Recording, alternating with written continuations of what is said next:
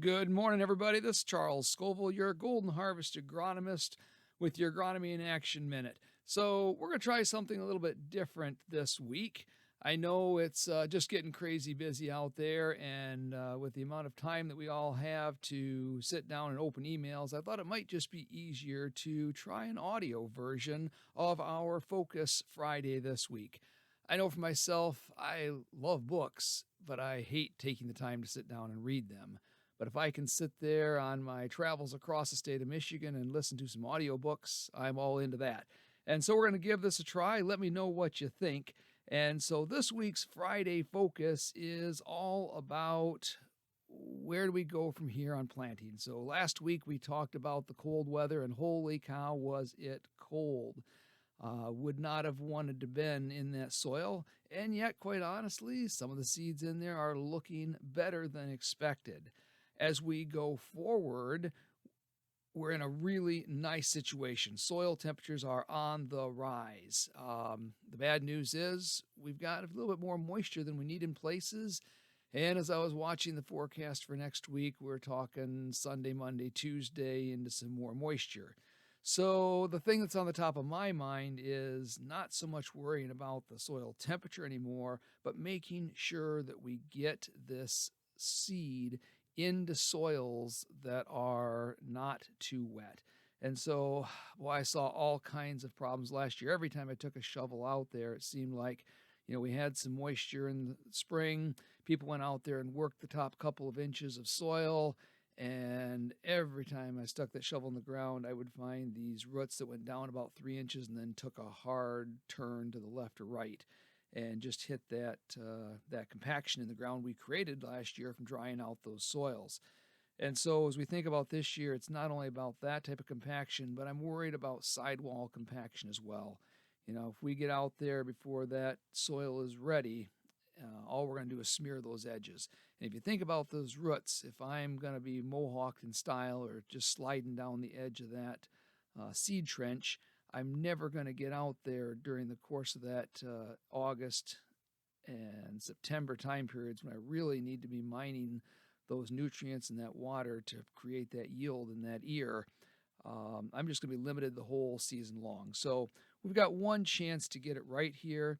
So let's make sure that as we're walking those fields and figuring out which ones are ready to go, that we pay particular attention to make sure that we're just not pushing the envelope too far and creating this type of compaction that's going to haunt us literally the rest of the season. So the other thing that I want to talk about too on our Focus Fridays, in addition to agronomy, is a little bit of focus on key corn and soybean products. So today, the focus product I want to talk about is our 99E68. So this comes as a Duracade product, and the general thoughts is, folks, I just really like this hybrid. It is one of those hybrids that if you're going to plant anything across the street from your house to look at all summer long, or maybe from your landlord's house, this is the one you want to look at. It's dark green, it's tall, it's showy, but let's get into some of the real details of it because I want you to get it right. So the thing I like as we think about the characteristics, this has some of the best seedling vigor in the lineup. So you want something that's going to go in a little bit cold and wet, and you want a best chance of seeing that coming out of the ground, 99E68 is a really good first choice. It's got a 2 for root as well and for stay green. So this thing is going to stand. This thing is going to wait for you to harvest it. And it's got really nice grain quality on top of all that. As we think about disease tolerance, boy, in Michigan, we talk about northern and we talk about gray. Those are our two big deals in addition to tar spot, obviously, recently. This has a 2 for both gray and northern. So though every corn hybrid certainly benefits from a fungicide, this is not going to be the first one you're going to throw a fungicide on. And tar spot, it's got a 4 in the book, but when we did our agronomic trialing through our agronomic research this last year, that's actually been updated to a 3. And so very, very good for tar spot as well. In general, it's a little taller plant type, but that semi-flex ear really gives us a little bit more broad adaptability. Now, when we run this thing through Illuminate, we do find that it does its best on our average to more productive soils, and really somewhere in that 32 at a minimum to pushing 36,000 plants per acre. It will respond to a little higher population, especially when we put it on those more productive soils. But I like the modified root on this. It gives us a very broad adaptation, and that allows us to really go across some of those more variable soils when necessary. To wrap this up on 99E68, I think, if you're packaging that product, you want to look at the OOA97 in central and west Michigan for a little more fixed eared and even more productive and higher population conditions. And then on those variable and average soils, boy, it packages great with the O2K39. So, again, key points to remember on 99E68. It is absolutely broadly adapted with a preference for average to better soils. It's got amazing emergence and vigor, and at the same time, the plant health on this for the disease tolerance is far above average. So, great product there. Let's switch gears and talk a little bit about soybeans. And today I'm going to focus on our 2292E3. While we talk about that one in general, that is just the bean to have. As far as broadly adapted, plant it, forget it.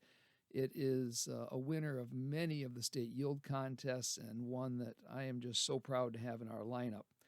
But again, let's talk about its specifics, make sure we get it right. As we think about row width, the beauty of this is it gets a 1 rating for both narrow and wide rows. That's really because it's kind of a medium plant canopy and a medium plant height. And so it goes about anywhere we want to put it.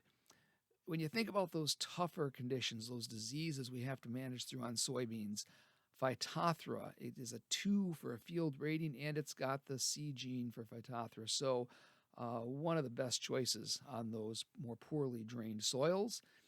And then when you think about sudden death syndrome to the south and even some pod stem blight we have every once in a while, it gets a 2 rating on both of those. So a huge defense. But the most important defensive trait of this thing is its white mold tolerance. And far above average, makes this just a really nice bean to put across a lot of soils. And though it is good on drought-prone soils, it's really best on your more productive to your more variable and even poorly drained soils out there.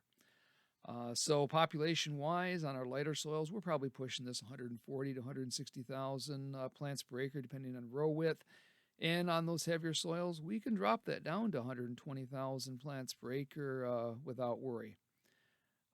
To wrap it up on this, I think we're going to package this product very easily with the 1922s on your more well-drained soils and on those really light soils, either the 2505s or moving into the new products, the 2463 we talked about last week. So again, the kind of key points to remember on 2292, amazing yield winning type of yield potential, on top of amazing disease tolerance with white mold and Phytophthora, make this just an every acre type of product to get out there.